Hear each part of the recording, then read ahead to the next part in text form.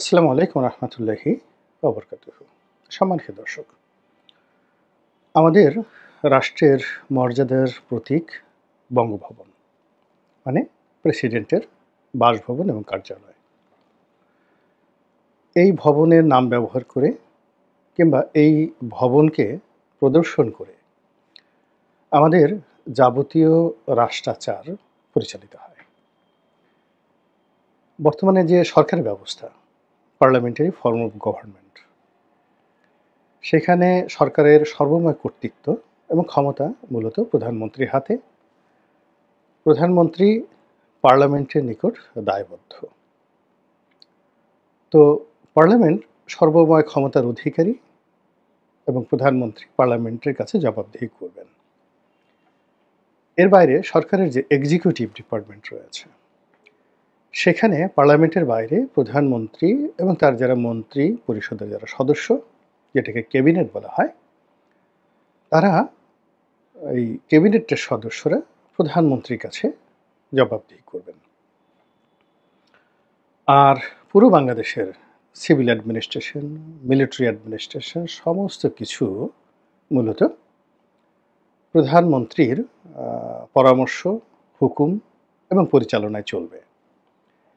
কিছু রাষ্ট্রীয় প্রতিষ্ঠান রয়েছে যেগুলো একেবারে স্বতন্ত্র, যেমন ধরুন অডিটর জেনারেলের office, auditor and accounts and auditor জেনারেলের অফিস, তারপরে দুর্নীতি দমন কমিশন, এরপর বিচার বিভাগ, বিশেষ করে সুপ্রিম কোর্ট, এরপর নির্বাচন কমিশন, তারপর মানবাধিকার কমিশন। এরকম কিছু প্রতিষ্ঠান রয়েছে যারা মূলত স্বাধীন, কিন্তু তারা একটা বাৎসরিক রিপোর্ট তৈরি করেন। সেই রিপোর্টটি তারা রাষ্ট্রপতির কাছে বছরে একবার হস্তান্তর করেন এবং সরকারের সঙ্গে এ সকল স্বাধীন কমিশনের যে একটা রিলেশন, সেই রিলেশনটা মূলত রাষ্ট্রপতির মাধ্যমে হয়। এখন বিচারপতিদেরকে যাকে বলা হয় অপসারণের জন্য যে সুপ্রিম জুডিশিয়াল কাউন্সিল রয়েছে, তো সেক্ষেত্রে রাষ্ট্রপতির অফিসকে ব্যবহার করা হয় কাউকে চাকরিচ্যুত করার জন্য, কোনো আসামিকে খালাস দেওয়ার জন্য, পার্লামেন্টের অধিবেশন ডাকার জন্য, কিংবা পার্লামেন্ট যাকে বলা হয় বাতিল করার জন্য এখানে রাষ্ট্রপতিকে ব্যবহার করা হয় এবং সবই করা হয়ে থাকে নির্বাচিত প্রধানমন্ত্রীর পরামর্শে। তো সেই ক্ষেত্রে রাষ্ট্রপতির আসলে কার্যত কোনো এক্সিকিউটিভ ক্ষমতা নেই, কিন্তু রাষ্ট্রের প্রতিটি কর্মই তাকে কেন্দ্র করে পরিচালিত হয়। তিনি ভীষণ রকম ব্যস্ত। 3 বাহিনী প্রধান তার কাছে যাবেন, জাতীয় অনুষ্ঠানগুলো হবে তিনি সেটা করবেন। প্রধানমন্ত্রী বিদেশে যাবেন, এসে তার কাছে রিপোর্ট করবেন। যত রাষ্ট্রদূত আছেন বাংলাদেশে নিযুক্ত, তারা আসবেন, পরিচয়পত্র রাষ্ট্রপতির কাছে তারা দেবেন। তারপরে বাংলাদেশে যে কয়টি বিশ্ববিদ্যালয় রয়েছে সবগুলো প্রাইভেট এবং পাবলিক বিশ্ববিদ্যালয়ের যে চ্যান্সেলরের যে পদ, এটি রাষ্ট্রপতির। কাজেই ওই সকল বিশ্ববিদ্যালয়ের সমাবর্তন অনুষ্ঠান থেকে শুরু করে যত রকম আনুষ্ঠানিকতা, তাদের করপত্র প্রকাশ থেকে শুরু করে যা কিছু হবে, সেখানে রাষ্ট্রপতি প্রধান ব্যক্তি। তো কাজেই আপনি এই যে ঘটনাগুলো বললাম, আপনি যদি তাই ধরেন, তাহলে সকাল থেকে রাত্রি 12টা পর্যন্ত আসলে একজন রাষ্ট্রপতির ফুরসত নেই। তিনি কখনো দস্তখত করবেন, কখনো মেহমানদের সঙ্গে বৈঠক করবেন, কখনো অনুষ্ঠান করবেন, তারপরে কখনো বাইরে কোথাও যাবেন। সব মিলিয়ে একজন ব্যস্ত মানুষ। এবং এভাবেই আমাদের ওই বঙ্গভবন স্বাধীনতার পর থেকে আজ অবধি আলোকিত হয়ে আসছে। ওই বঙ্গভবনে নির্বাহী ক্ষমতা সম্পন্ন রাষ্ট্রপতি ছিলেন। অর্থাৎ যখন রাষ্ট্রপতি ব্যবস্থা ছিল, তখন বঙ্গবন্ধুর জামানাতে ছিল, বাকশালের সময় ছিল, জিয়াউর রহমানের জামানাতে ছিল, এরশাদের জামানাতে ছিল। তখন রাষ্ট্রপতি শাসিত সরকার ছিল। তখন রাষ্ট্রপতি একই সঙ্গে রাষ্ট্রের প্রধান এবং সরকারের প্রধান। 91 থেকে যখন পার্লামেন্টারি ফর্ম অফ গভর্নমেন্ট হলো, তখন রাষ্ট্রপতির পদটি আনুষ্ঠানিক একটি পদে পরিণত হলো। কিন্তু আনুষ্ঠানিক পদ হওয়ার পরেও বিচারপতি শাহাবুদ্দিন সাহেব যখন রাষ্ট্রপতি ছিলেন, তিনি একজন ক্ষমতাহীন রাষ্ট্রপ্রধান হয়েও ওই পদটিকে যে মর্যাদার আসনে তিনি নিয়ে গেছিলেন, এ এক অনন্য উদাহরণ। তিনি ঠিক হুবহু আ প্রধানমন্ত্রী বা সরকারের যে ভাষণ পার্লামেন্টে দেয়ার, ওটা তিনি পড়তে চাননি। তিনি সেটাকে পরিমার্জন করেছেন, তার মতো করে তৈরি করেছেন এবং সমস্ত রেকর্ড ব্রেক করে তার মতো করে সবকিছু করেছেন। আবার এখন আ এই যে জনাব শাহাবুদ্দিন চুপ্পু, আপনারা তাকে যত মন্দই বলেন না কেন, যা কিছু বলেন না কেন, বাংলাদেশের ইতিহাসে শাহাবুদ্দিন চুপ্পু এবং জেনারেল ওয়াকার, এই ২ জন মানুষ গত ১০ মাসে যা কিছু করেছেন,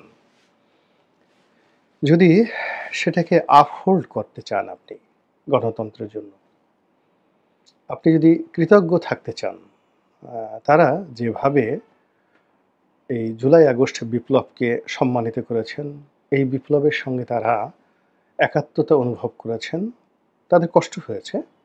এর কারণ হলো জেনারেল ওয়াকার শেখ হাসিনার খুব ঘনিষ্ঠজন, আত্মীয়, আর জনাব চুপ্পু শেখ হাসিনার খুবই ঘনিষ্ঠ কর্মী।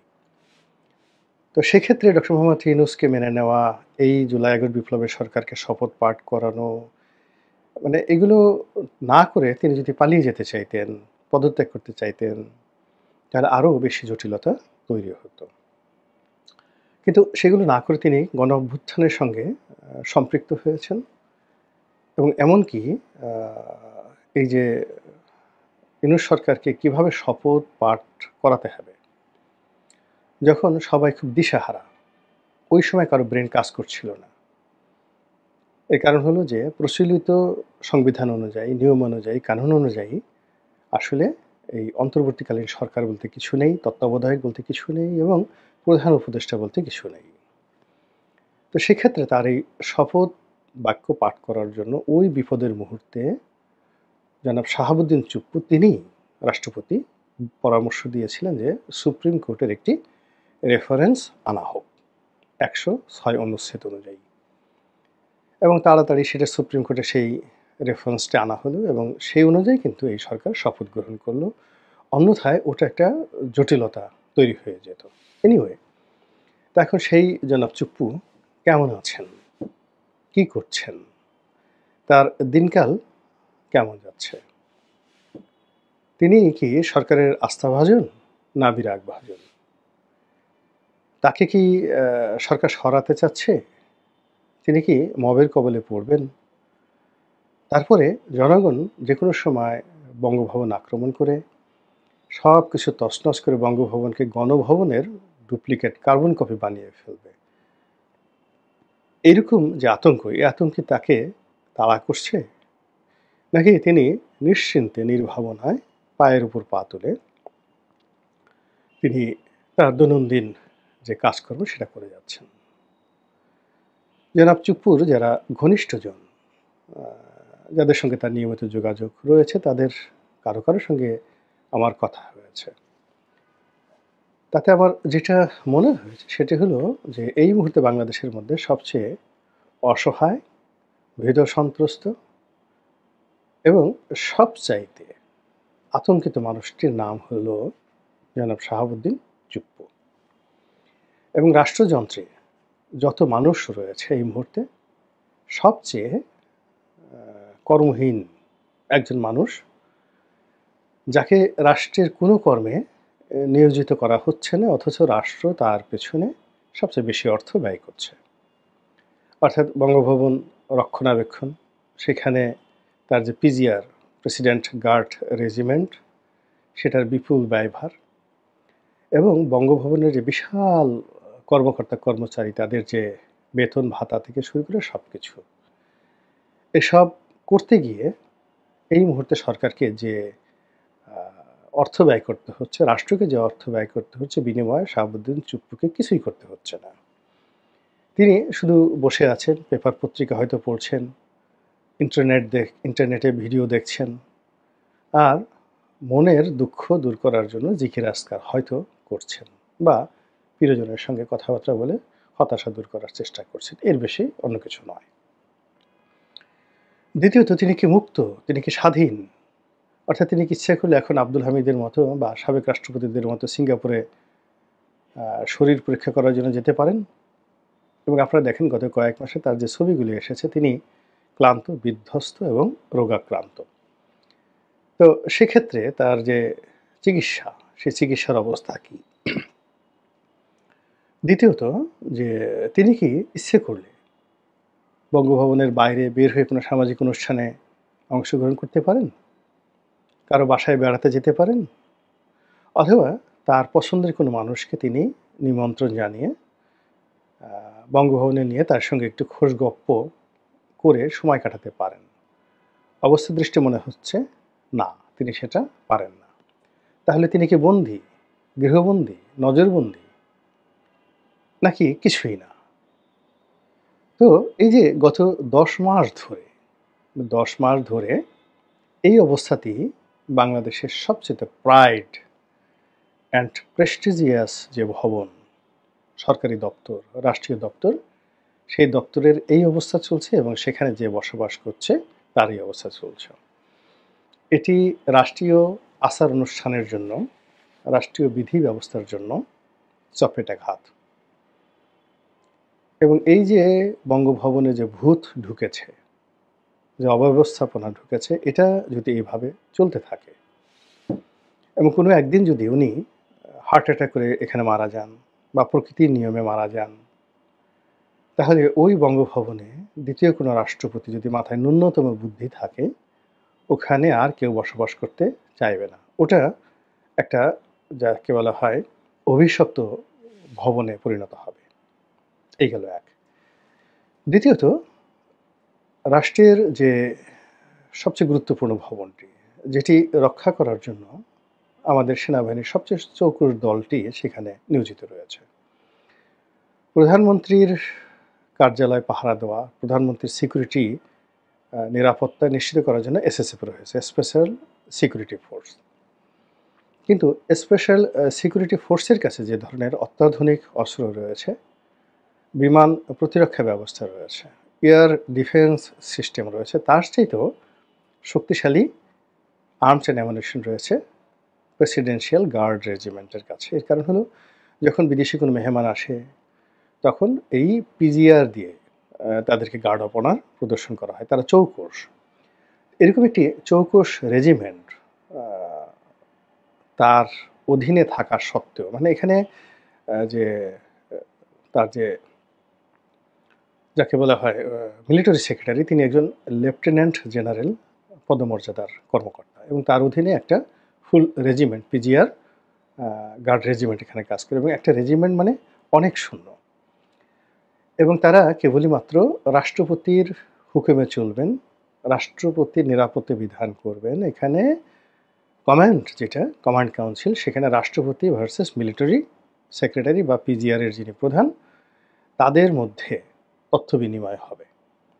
আমি যতটুকু জানি সেখানে সেনা প্রধান বা এসএসএফ প্রধান, এমনকি অন্য কোনো বাহিনীর প্রধান, পিজিআরের যে প্রধান রয়েছেন, প্রেসিডেন্ট গার্ড রেজিমেন্টের যে প্রধান রয়েছেন, তাকে কোনো নির্দেশ দিতে পারেন না এবং তিনি যে কোনো কাজ যে কোনো সময় করার জন্য ক্ষমতা সম্পন্ন পিজিআর প্রধান। তিনি যদি ট্যাঙ্ক চালিয়ে, কামান চালিয়ে বঙ্গভবন রক্ষা করতে গিয়ে যে কোনো অনার সৃষ্টি করেন, তাকে কোনো অবস্থাতেই দেশের প্রচলিত আইন অনুযায়ী কারোর কাছে জবাবদিহি করতে হবে না। তো এরকম একটি শক্তিশালী বাহিনী বঙ্গভবন পাহারা দিচ্ছে। কিন্তু পাহারা দেওয়ার পরেও সেখানে মব আতঙ্ক বিরাজ করছে। এই বঙ্গভবন আক্রমণ করা হবে, এই বঙ্গভবন ভেঙে ফেলা হবে, এই বঙ্গভবন এত তারিখে যাওয়া হবে, এরকম যে একটা যাকে বলা হয় স্লোগান, জিকির ফিকির তোলা হচ্ছে। এবং অতীতে বাংলাদেশে যে সকল মব হয়েছে গত ১০ মাসে, এবং সেই মবের যে ভয়ঙ্কর রূপ বাংলাদেশ দেখেছে, যেখানে ঢাকা ক্যান্টনমেন্ট উড়িয়ে দেওয়ার কথা বলা হচ্ছে, ক্যান্টনমেন্ট ঘেরাও করার কথা বলা হচ্ছে, ক্যান্টনমেন্টে ঢুকে যাওয়ার কথা বলা হচ্ছে। সাবেক সেনা কর্মকর্তা থেকে শুরু করে সিভিল অ্যাডমিনিস্ট্রেশনের লোকরা ছাত্র জনতাকে নিয়ে ক্যান্টনমেন্টের মধ্যে ঢুকে গিয়ে তারা সেখানে মিছিল করতে পারছে। এইরকম একটা হযবরল অবস্থার মধ্যে বঙ্গভবনে ঢুকে বা বঙ্গভবনের বাইরে এই যে মবক্রেসি বা মব সন্ত্রাস,